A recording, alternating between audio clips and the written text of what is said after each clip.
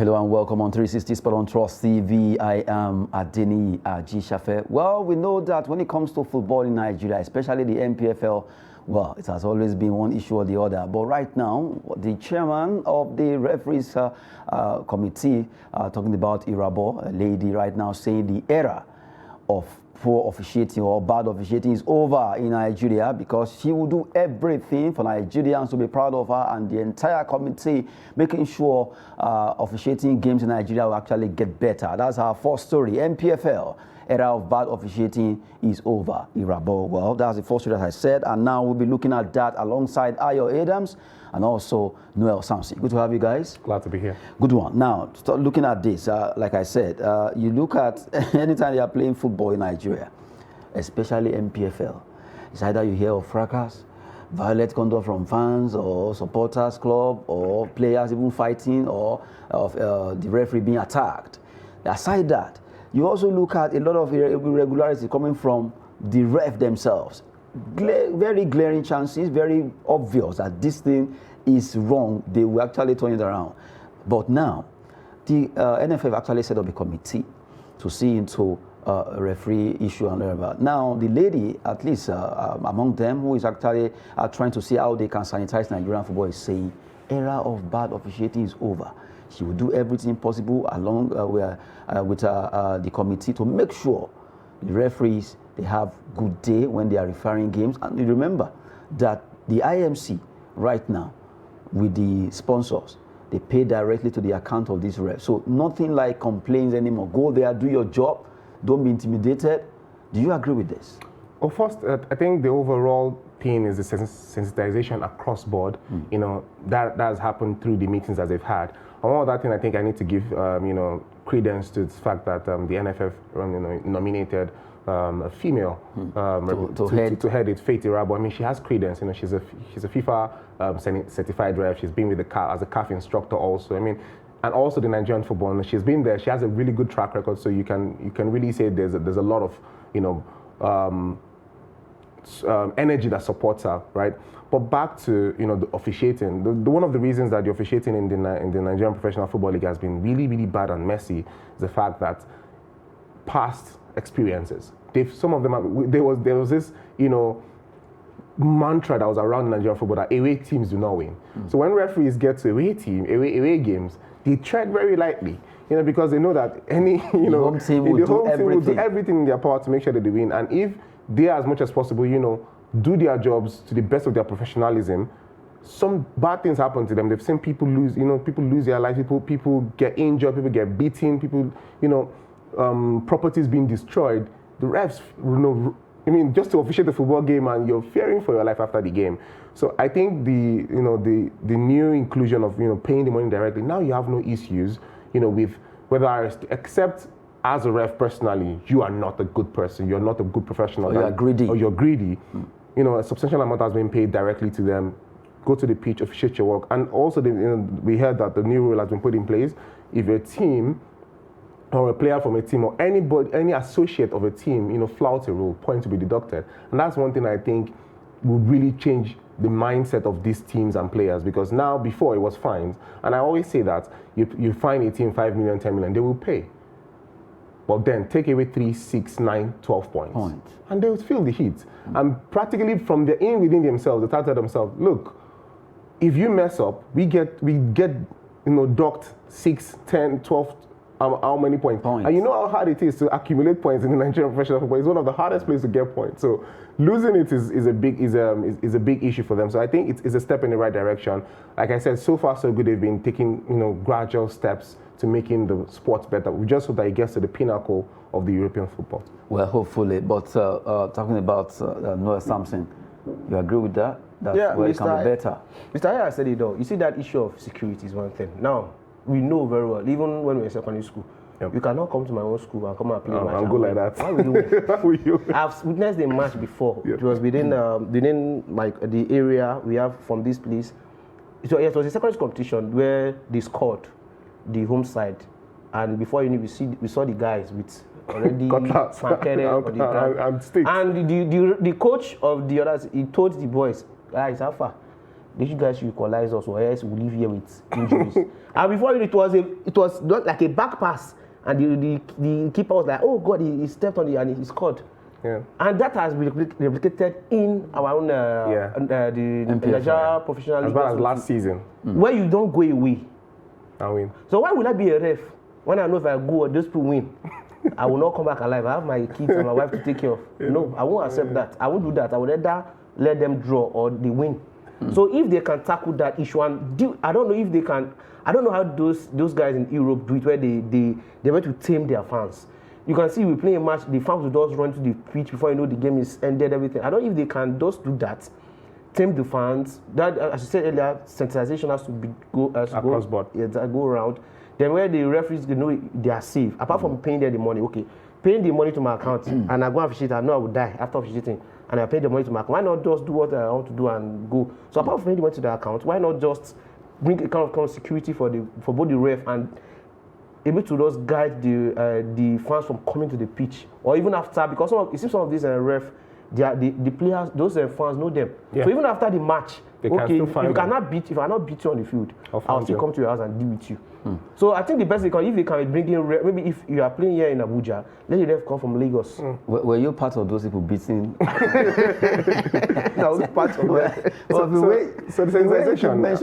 Honestly, what you're saying, like sensitization across board. You know, I've also played a football game where they said they know they beat these people for here.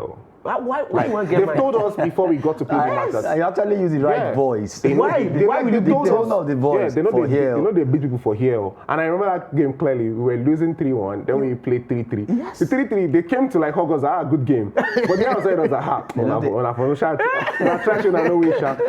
but you know, like for every sport, it starts from the grassroots. The sensitization starts from the grassroots. You know, if from the grassroots it's being expunged that things like this are not allowed, and then we look at structures, just like Noel has rightly said, the structures of the security, outfits. How well are they prepped to secure and guard the referees? Because you look at certain Premier League, La Liga, Serie A games.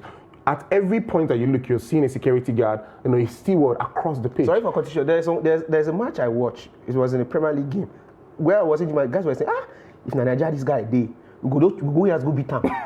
You see how? But once the match is over, it's over. It's over. If that can be replicated in Nigeria. So the security outfit, like if they are engaged properly, and also what he said makes a lot of sense. With these people know the refs, they're indigent. So okay, I'm not gonna catch you for pitch. I'll catch you somewhere else, But then when a match is happening in Anambra and you're bringing a ref from Kano, come and fly to Kano and look for him, that's one thing they can apply. And also the structure down to fans. So in the European Football League, they have, fans forum, people who guide the supporters club basically. The supporters club have a voice in how the team operates also. You can see across the world. So what those people do is they are liable for whatever transpires across their supporters. Also, which trickles down to the team. So that's when you see when the fan messes up, FIFA, they issue disciplinary sanctions against the team, and then it trickles down to the supporters club, which is X amount of players are banned for life. But then you have to look at how can you ban people that you don't have records of. So that's where the structure comes in. Out there in Europe, there's a record of the fans. They have registered fans, they have season fans, they have fans with season tickets, and all these things. So there's a database for all these things. In Nigeria, can you account for the players that come and watch the football? We'll get there. Little by little, we'll get there. After all, they say Rome wasn't built in a day. Just at least, let's even start first. Coming from Irabor there, who has actually done well for herself by saying, well, from this particular sport called football, I've seen it, and I know what I want to do concerning officiating, and we hope that the bad officiating will really drastically reduce. From there, let's talk about our ladies, talking about Super Falcons right now. They will be going to the World Cup, and their coach, Randy Wardrum, says they target knockout stage for Super Falcons. We know that recently, the performance of our ladies really has actually dropped. It has dropped, and we are hoping that they will pick up the pieces. We saw what they did at Orcon, where they fought hard to even get to fourth position was a Herculean task for them. But right now, they will be facing Canada, Ireland, Australia, over there in New Zealand, Australia, where they'll be hosting by July. That should be coming up. But right now, the knockout stage target for Super Falcons coming from Wardrum. Noel. No, to me, the target is not what I expect. Knockout is to, at least we go further than that. Well, I will call them better picking because they are making us proud. Because a friend of mine wasn't last week. He was just checking records of how far who has won the female Alcon. Yeah, Alcon, and he was surprised that Nigeria all through. I was like, yes, these girls are giving us joy. So that knockout to me, they can do better than that. Although based on facility, everything, the likes of Canada, USA, all of them, there. Those guys, Norway. we shouldn't. Those guys have facilities, but still, most of our girls are playing for European teams. The guys for Ajibade, Azizat, they play for big European with good facilities. So I think that saying that knockout stage is like limiting them. Like, okay, well, if we get to knockout stage, we don't try now. No, we should go to at least winning the cup or being second. Should be but that issue of she's saying the coach saying knockout. No, I'm not too happy about that. Yes. Okay, let's see if I actually agree with that. Well, because I don't agree with that also, but I think he's speaking from the fact that that's the best that an African team can get in terms. Let's go back to, for us in comparison, African in the World Cup to. When they asked everybody in Africa, only Samuel Eto'o predicted that an African team would go as far. Everybody said, if the Sharks really reach knockout stages, we'll find it. Eventually, we go to semi-finals. So that's the attitude that we want. And I agree with him in the sense of, let's not put a pin on where we think we can get to. Let's go to where, as far as we can. Don't restrict the mentality of a knockout stage is the best that they can do. But also, where I look at it, the standpoint I look at it from is, the Alcon that they did eventually win the last competition that was held is because of the complacency one. Two, the fact that they've won it multiple times. I don't think they saw it as anything worthy of winning anymore. There's relatively no major competition anywhere anymore. But then eventually, when the major competition came in Morocco, in South Africa, in the big teams, the teams that eventually went to the final and eventually went to win it, it became like, oh, they've developed more than we have. My own advice to them and the coach is, leading up to the World Cup, they need to play more substantial friendly games. We are facing at the World. The World Cup, it's one of the most. It's a very, very competitive competition. It's very competitive. They have the likes of Brazil, USA, France, Netherlands, Norway. These are teams. Canada. These are teams that they don't joke with football. They can play proper football, especially women football. Like the women football, when they have the people, it's just like how Nigeria dominates in Africa. Yeah, exactly. The teams in the European countries, the ones that dominate in Europe and South America, they dominate really well.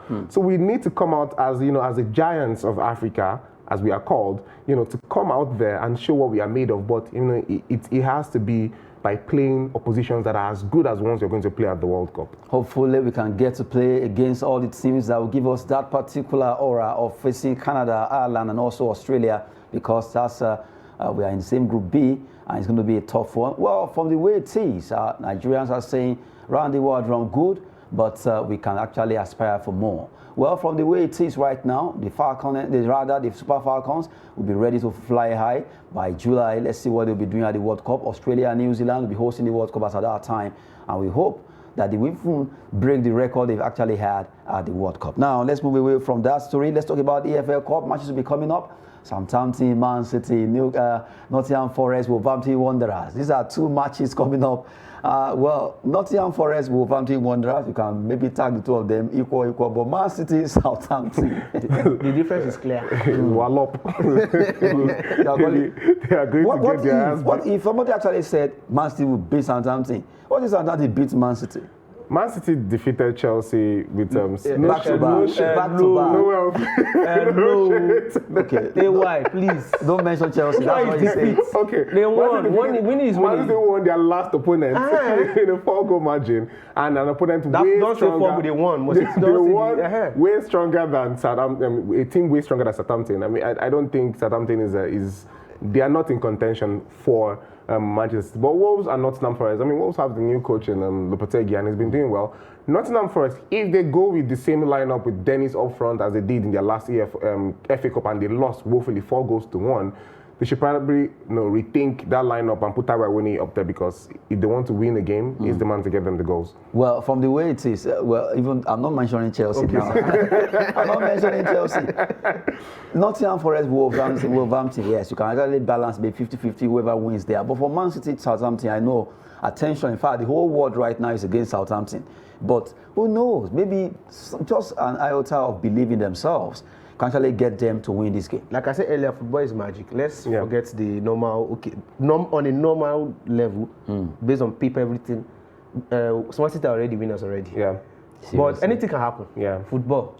If Saudi can win Argentina, anything can happen. That particular game actually changed my mindset. Exactly, because because won Argentina, Japan would beat Germany.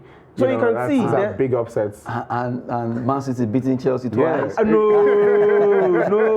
Okay, just add this on twice there. Let's talk about Italian football now. AC Milan, just like their brother did yesterday, Inter Milan won their game against Parma, and now they will also be fired up to fight against Torino. Would they be able to defeat Torino? Well, let's see. Maybe Giuseppe Meazza will also be on fire tonight as they face Torino there. AC Milan battles Torino in Coppa Italia. I mean, AC Milan, despite the drew 2-2 against Roma over the weekend, sad sight to see, but it was really fight back from for Roma. But in the Italian football so far this season, nobody has let off the horse. Every single team that needs to pick a point has been picking points. We saw what Parma did, dragged out Inter last week. So the cup, first of all, the thing about the cups, except until they get to the final stages, teams don't field their top players. Teams give. That's the arena to field players who don't get first team football. So we'll probably might get to see some players who don't start on a regular basis. It's now their chance to pull one over another team. But Torino is also not a bad team. But so far so good this season, they've not also been consistent. So but then, as I would lean towards AC Milan. You lean towards AC Milan. Maybe I should ask you because of Nigerian Ola Aina now. Maybe you support Torino. I'm only he played for them. But it seems the last match he seems is injured. So that's but we have Ola Aina, we have Tomori Fakayo in AC Milan. So let the best. Yeah, but one is more Nigerian. But we cannot. Tomori is not playing for Nigeria. We cannot. He might still come back because he's wasting time in England. There, obviously. He's wasting the time. Let us don't lie. Because if Tomori could not make the World Cup and Maguire made the World Cup squad, it's impossible for him to see that shirt. There's a problem. Yeah. If Tomori was to be in Nigeria's team, he will be starting. Who will bench him? Ahead of all the ones the that likes of even Ekong, maybe probably Ekong and he will be paired there. The likes of Samuel Ajayi, Balogun will not even be with. Not even Ekong, though. Not to pair. I would never want you to pair with Ekong. That means he's even way better than all of them. So because even when we saw the lineup, say Tomori is not good to the World Cup. Yeah, it was very sure. It was a shocker. In Nigeria, but seriously, but as expected, how English actually run their they stuff. lean towards their people. You can't dispute that. He played well for AC Milan. He did play well. Probably made the mistake he made because of the record against Chelsea, but no, he's not better than Maguire. He is. He's better than Maguire. Well, trust me, you know how it is when it comes to picking players. Especially when it comes to England, nobody supersedes Maguire in the lineup. Why? I don't know. Special. Why? Economic Wabaya. Coach's preference. Economic Wabaya. Special. It belongs to the, Yeah. Let's leave it at that. Anyway, let's just leave it that way. But really, AC Milan will be final against Torino. That match will be coming up at Giuseppe Meazza. A big one there. Will they be joining Inter Milan by winning their game just the way they did against Parma? We wait to see concerning that. And quickly, let's talk about French Ligue 1. Matches will be coming up, and it's going to be a return of Lionel Messi. Will he be playing? Well, let's see what will be happening concerning PSG versus Angers. Strasbourg learns. You have Marseille away to Troyes. You have OGC Nice at home against Montpellier. Monaco, they'll be facing Terem Murphy's club. Lorient, Murphy has been superlative form for that club. About 10 goals so far. Nantes, Moses Simon, will be facing a big one against Lyon. Reims versus Clermont. You have Auxerre versus Toulouse. Reims, where you have Folani Balogun against Ajaccio. Clermont versus we mentioned there. And then you have Lille away to Brest. All those are the matches that will be coming up in French Ligue 1. And at least Messi is returning. Yeah, Messi returning. I think he just wants to come and flex his muscles. I don't think there's anything. He has won all. He has won everything more to play. Any significant triumph for PSG is just a pat on the back for him. I mean, I think he's done what he wants to do. And for the fact that, PSG are still searching to win the league. They're just, I think, 3 to 4 points off on top of the log. So it's a game they need to win. And the Angers team are 20. They are the last on table, 8 points on the log. So easy win for PSG. It's honestly a field day for them. They should score as much as they can. But the issue with PSG is that when you tip them, that's where they will now go and disappoint you. Yeah. That is the most annoying about PSG. But it's not common. Yes, disappoint at times, but it's not like not as frequent. It's not frequent. Yeah. But well, good one. I would like to see Messi back. Yeah, of course. After come on, shake his body small. at least. None of skills, Seriously. We name also too. A good one there. Talking about the French League One, matches will be on, and those games will be at least we need to watch them and talk about them quickly before we go. Peter Olayinka joins Serbia outfit. Talking about Red Star Belgrade, he will be joining them at the end of the season, at the end of the summer, as some people call it, from Slavia Prague, where you actually play straight right now. Good one for Peter Olayinka, and right now the Nigerian striker will be there to play straight over there in Serbia. Another one says Everton are in negotiation with Villarreal on a loan deal for midfielder Arnold Danjuma. Danjuma has been doing well for Villarreal, the Yellow Submarine, but right now Everton really are actually negotiating to get him over. So for some reason, I don't understand why you would leave a Villarreal team who has picked up pace and go to an Everton team that are fighting for relegation. He wants to play in EPL. Except maybe it's EPL or wages. It can only be those two. Those are the two things. Those are only the two things. Because I don't understand. Because why should I leave Villarreal? Yeah, Everton is struggling. Villarreal just defeated Real Madrid over the weekend, and for some reason, you want to leave and go to an Everton team that is struggling. Maybe some transfer doesn't just make sense. Yeah, probably the way, what I said earlier, probably wages are probably the Premier League phenomenon. That's it. But playing for leaving Villarreal is like, I don't know now. We just have to go right now. The Yellow Submarine, let them go with their submarine. Well, thank you very much, gentlemen. At least on the show, you've done well. Thank you so much. Our pleasure. Good one. I am Adeniyi Ajishafe. Sports is business and also fitness. Thanks for watching.